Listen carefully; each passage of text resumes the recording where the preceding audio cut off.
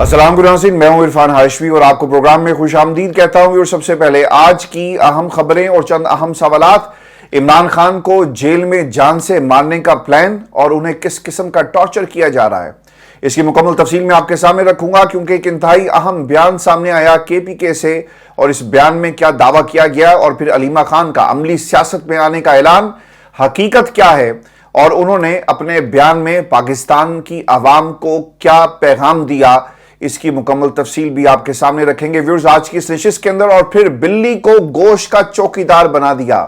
काजी साहब अपना किबला दुरुस्त करें, आजम सवाती की एक वार्निंग है और उन्होंने काजी साहब को मुखातिब करते हुए क्या कहा, इसकी मुकम्मल तफसील भी शामिल करेंगे आज के इस प्रोग्राम में। और फिर मखसूस नशिस्तों के केस में इंतहाई अहम पेशरफ्त, पाकिस्तान तहरीक इंसाफ अब सुप्रीम कोर्ट पहुंच गई है और देखना यह होगा कि सुप्रीम कोर्ट इस दरखास्त का क्या जवाब देती है व्यूअर्स। लेकिन सबसे पहले आपको एक खबर दे दें कि अडयाला जेल के अंदर 190 मिलियन पाउंड रेफरेंस की केस की समाअत हुई है। नईम पंजोता ने जो मीडिया से इंटरेक्शन किया वो ये बताते हैं कि 3 दफा जज ने इनकार किया और फिर जब हमने रजिस्टर किया, जज साहब के सामने प्रोटेस्ट किया, तो हमें इमरान खान से मिलने की इजाजत दी गई। और 2 चीजें इमरान खान ने, जो नईम पंजोता ने रिपोर्ट की, वो ये कहते हैं कि एक तो खान साहब की सेहत बिल्कुल ठीक है, लेकिन जो गुफ्तगू इमरान खान से हुई हर जुमले के अंदर वो पाकिस्तान के हालात के बारे में बात कर रहे थे। जो इस वक्त मुल्क के अंदर लोग सरापा एहतजाज है महंगाई के हवाले से और जिस तरह से उनका इस्तेहसाल किया जा रहा है हुकूमत की तरफ से, पाकिस्तान के इदारे किस तरह से फैसिलिटेट कर रहे हैं इस हुकूमत को, और ख़ासतौर पर काजी साहब जिनकी अदालत से अवाम के लिए और अवामी मैंडेट के हक में कोई फैसला नहीं आ रहा। वैसे 2 घंटे तक नईम पंजोता और उनकी जो लीगल टीम थी खान साहब की, उन्हें गेट के ऊपर रोका रखा गया और फिर 2 घंटे के बाद इजाज़त मिली कि वो इमरान खान से मिल सके। खान साहब और बुशरा बीबी को पेश किया गया और अडयाला जेल में 190 मिलियन पाउंड रेफरेंस केस की समाअत जो है अब 29 अगस्त तक मुलतवी कर दी गई है। वकला सफाई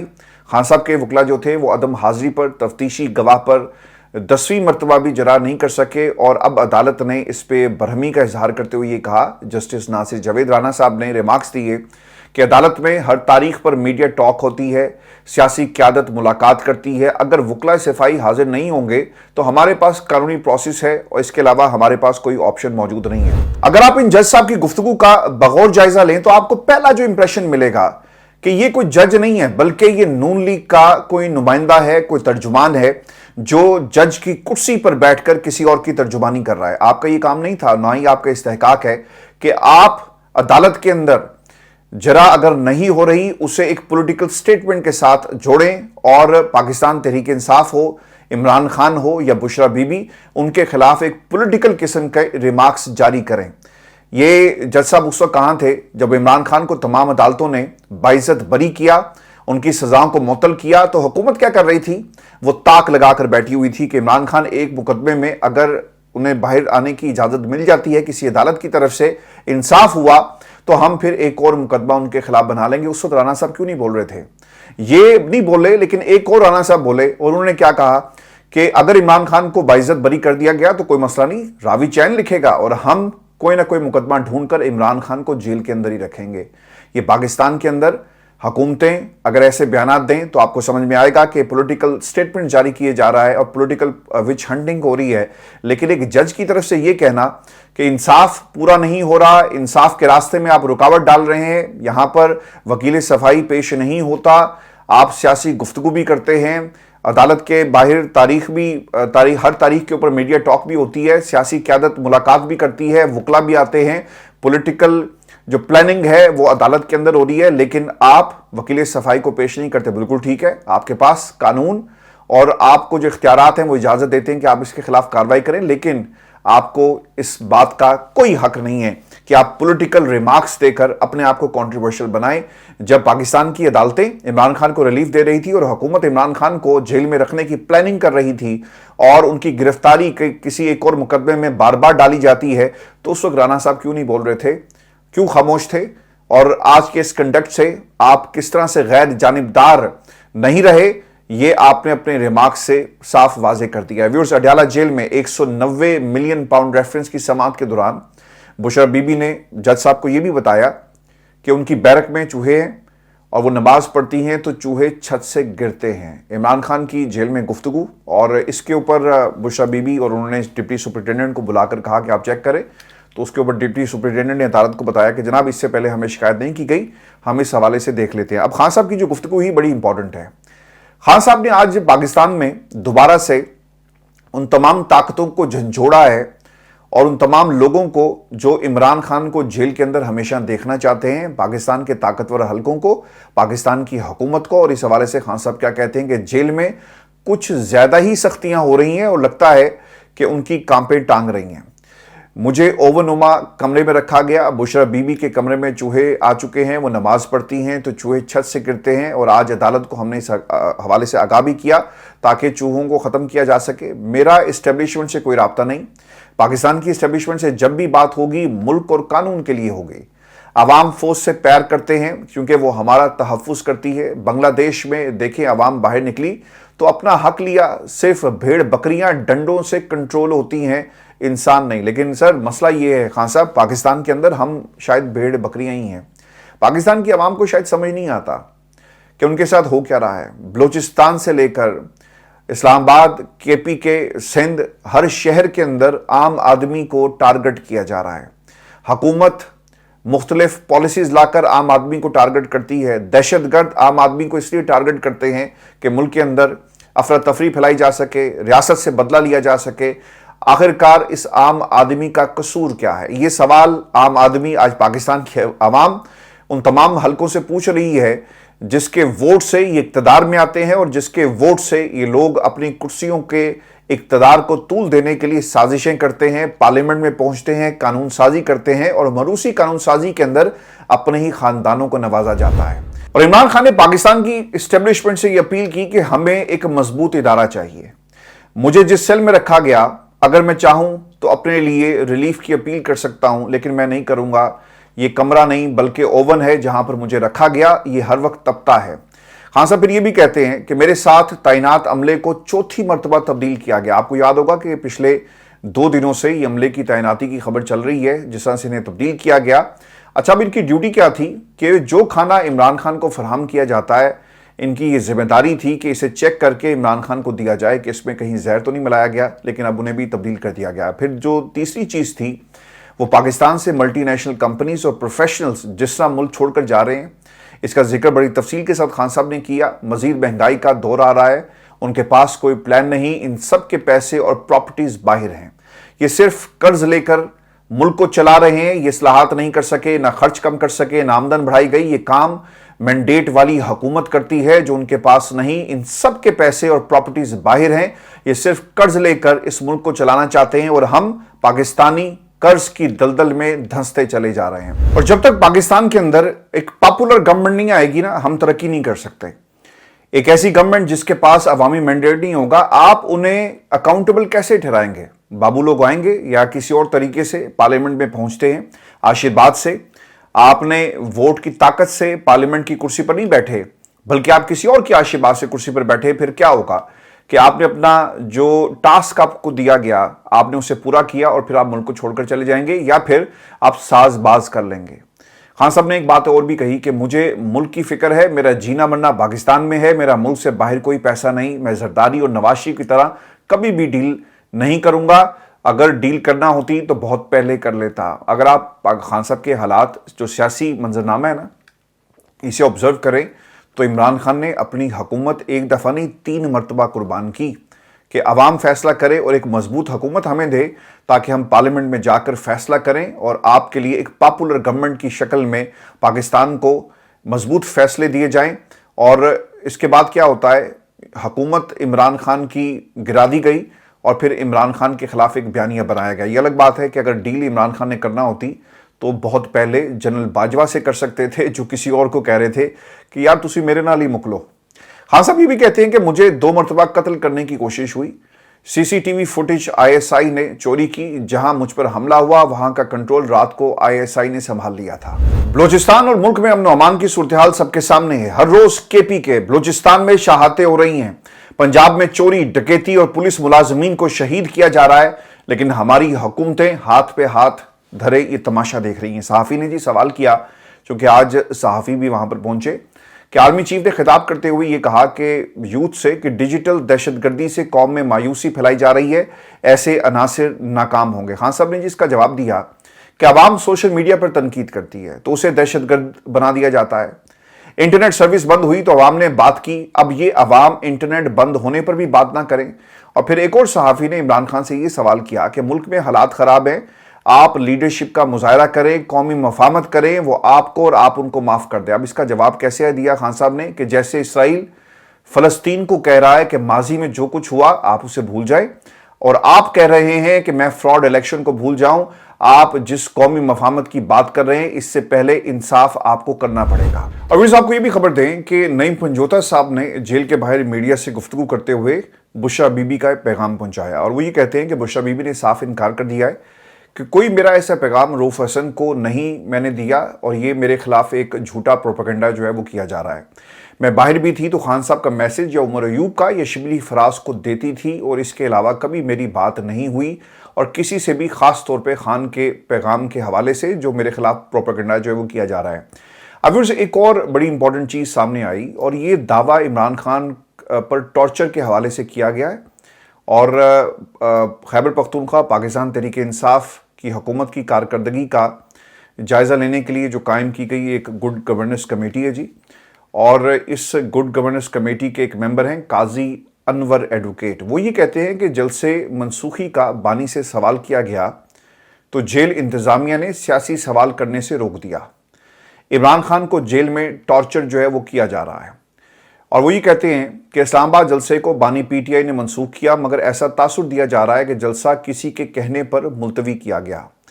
انہوں نے کہا کہ جلسہ منسوخی کا بانی سے سوال کیا تو جیل انتظامیہ نے سیاسی سوال کرنے سے روک دیا، اور گڈ گورننس کمیٹی بانی پی ٹی آئی نے بنائی۔ کمیٹی کا نام تبدیل کر کے P T I internal accountability committee رکھا جائے گا، اور کمیٹی کے لیے سیکریٹریٹ قائم کیا جائے گا۔ کسی بھی وزیر یا افسر کے خلاف شکایات ہوں تو کمیٹی کو درج کرائی جا سکتی ہیں۔ کمیٹی کی اپنی ویب سائٹ ہوگی جس پر شکایات درج کروائی جا سکتی ہیں۔ اب جو دعویٰ ان کی طرف سے یہ بھی کیا گیا ہے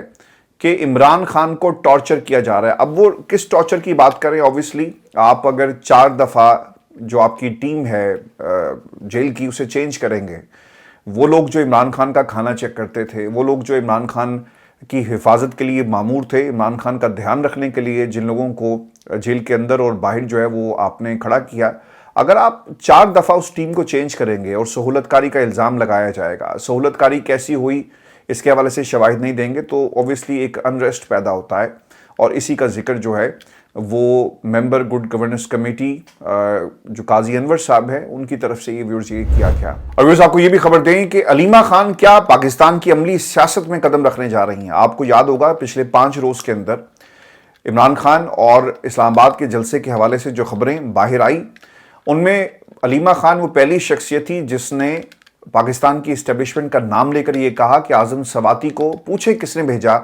اور اعظم سواتی وہ شخصیت ہے جو اس سے پہلے پاکستان کی اسٹیبلشمنٹ کو قابل قبول نہیں تھی۔ 4 ماہ لگے اعظم سواتی کو جیل پہنچنے میں، اور ایسا کیا ہوا کہ آنن فانن اگر کوئی شخصیت جیل پہنچتی ہے تو وہ اعظم سواتی صاحب تھے۔ اعظم سواتی صاحب پہنچ گئے اور انہوں نے پھر آ کر اعلان کیا جلسے کے حوالے سے۔ تو علیمہ خان نے پاکستان کی اسٹیبلشمنٹ کے حوالے سے بھی سٹیٹمنٹس دی، اور پھر یہ بات یہاں پہ نہیں رکتی۔ اس سے پہلے بھی علیمہ خان یہ متعدد دفعہ کہہ چکی ہیں کہ عمران خان کبھی بھی اپنی رہائی کے لیے بات نہیں کریں گے۔ وہ پاکستان کی عوام اور خاص طور پہ پارٹی کے قائدین کا یہ فرض بنتا ہے کہ عمران خان کے لیے تحریک چلائیں، اور اگر آپ کو این او سی چاہیے تو وہ این او سی آپ کو حکومت کبھی نہیں دے گی، اور عمران خان آپ کو یہ این او سی اپنی آزادی کے لیے اور اپنی رہائی کے لیے بھی جاری نہیں کریں گے، لہٰذا یہ آپ کو خود سب کچھ کرنا ہے۔ جھنڈے والی گاڑیاں، پروٹوکول، یہ سب لوگ انجوائے کر رہے ہیں، لیکن عمران خان کی رہائی کے لیے پارٹی کے اندر سے جو تحریک چلنی چاہیے ویسی کوئی موومنٹ ہمیں نظر نہیں آ رہی۔ خان صاحب کے وکلا کی ایک بہت بڑی پلٹون تھی جنہوں نے بہت سارے غلط ایسے فیصلے کیے جس کا نقصان عمران خان کو ہوا، جس میں آپ کو یاد ہوگا کھوسا صاحب کے حوالے سے یہ بات انہوں نے کہی کہ یار یہ تیاری کر کے نہیں آتا اور ایسے آ کے کھڑا ہو جاتا ہے۔ تو یہ نقصان عمران خان کو پہنچا، لیگل فرنٹ کے اوپر بھی اور سیاسی فرنٹ کے اوپر بھی۔ یہ عمران خان کی مقبولیت کا جادو تھا کہ الیکشن کے اندر عوامی جو مینڈیٹ ہے وہ عمران خان کے حق میں آیا، اور لوگوں نے عمران خان کے نام پر पाकिस्तान तहरीक इंसाफ के लोगों को पार्लियामेंट में पहुंचाया। अगर कोई ये समझता है ना कि वो अपने बलबूते पर पहुंचा तो ये उसकी खामख्याली है। आज आप पाकिस्तान तहरीक इंसाफ से आप नाम लें किसी का भी, अली अमीन गंडापुर से लेकर हमाद अजहर या कोई भी हो, अगर वो इमरान खान को छोड़कर गया तो उसका क्या हाल होगा, तारीख में उसका नाम भी नहीं लिखा जाएगा। अब ये जो अमली सियासत वाला मामला है जी, इसके ऊपर मैं आपको बता दूं कि बुशरा बीबी जहां पर जेल के अंदर और फिर अलीमा खान के हवाले से जो एक प्रोपेगेंडा किया जा रहा है, वहीं पर अलीमा खान अब पहुंच गई हैं KPK, जहां पर उन्होंने पेशावर और मर्दान में उन लोगों से मुलाकात की है जो जेल काट कर आए और जिन लोगों ने पार्टी के लिए कुर्बानियां दी और अली अमीन गंडापुर से जो नाराज हैं। अब इस नाराजगी की वजह क्या है, शिकायत का अंबार लगाया गया और फिर इन मुलाकातों में खुद वर्कर्स के साथ मिलकर इमरान खान की रिहाई का बाकायदा तौर पे अब ऐलान किया गया है अलीमा खान की तरफ से। इसके बाद जी अलीमा खान ने एक वीडियो पैगाम भी जारी किया और उसमें वो ये कहती हैं कि हमारे पास सियासत के लिए वक्त नहीं है, हमारे लीडर भी इमरान खान हैं, हमारे भाई भी इमरान खान हैं, आप जो चाहें करें, हम इमरान खान आपके साथ खड़े हैं। आप बेशक सिक्योरिटी के नाम पर हमारे पीछे गाड़ियां लगा दें, आप लोग जब जलसा मुलतवी करना होता है तो पांव पकड़ लेते हैं और जब आपको ज़रूरत नहीं होती तो फिर आप इस किस्म के हथकंडे इमरान खान के ख़िलाफ़ इस्तेमाल करते हैं। और व्यूअर्स, अब पाकिस्तान तहरीक इंसाफ की क़यादत जो मर्ज़ी करे, जो बाहर मौजूद है, लेकिन 8 सितंबर का जलसा, मेरी इतलात ये हैं